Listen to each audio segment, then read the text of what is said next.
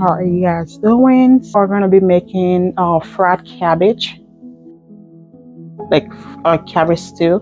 I still have my tomato, bell pepper, garlic, onion, everything blended in there. And then I have my chicken bread, I have Maggi, I have my chopped onions, and I got my seasoned salt.